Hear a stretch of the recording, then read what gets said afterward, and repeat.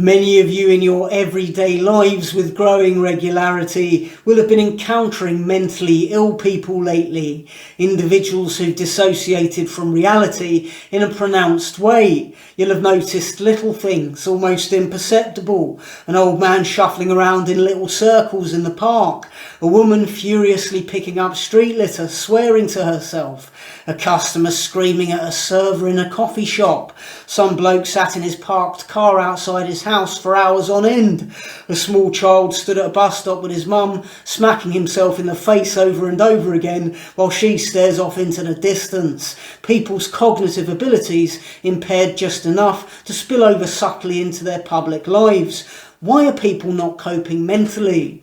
It's the cost of living crisis to a degree, but mostly I think it's a symptom of living in a climate where government and media lie to us relentlessly, and where normal working people with kids to support and livelihoods they depend on are fearful of saying the wrong thing. And artists who've somehow overcome the odds to forge a career in their cultural field, undergone hardship and sacrifice, are now terrified into parroting whatever's on trend, fully aware of the ramifications of not subscribing to the latest groupthink, of subsequently being ostracised, cast out in disgrace, and losing everything they've pushed themselves to the limit to achieve. And of course, in towing the line, saying what's demanded of them, they cease to be artists at all. In this world of wokery, facts and reason are the ultimate manifestation of bigotry, aren't they? There's no such thing as reality, only what individuals choose to believe of themselves and others. This is postmodernism in action, where everyone gets to pick their own reality. Inconveniently, though, there are incontrovertible facts and objective truths that get in the way of all that, and the only way around that is to obfuscate, to pretend there are no facts, that reality is mutable, to lie, to betray your own capacity for rational thinking. And in doing so, imagine that you've reached some higher plane of enlightenment.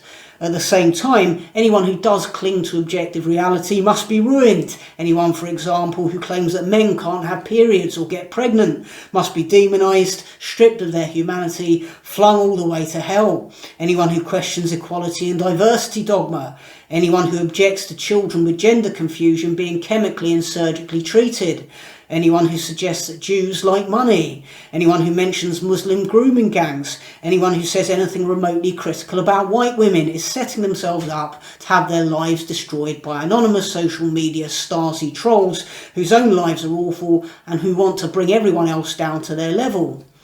What you write or what you say is no longer what you intended to write or say.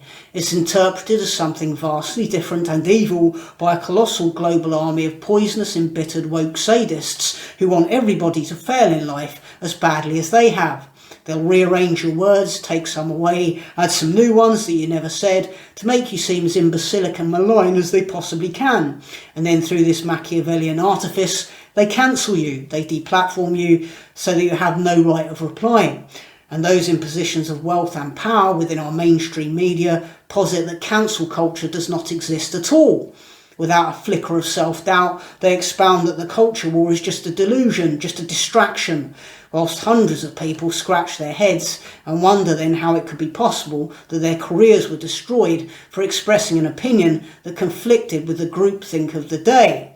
Because the evidence of your own eyes, the quantifiable facts of the fascistic culture in which we all now subsist, count for nothing.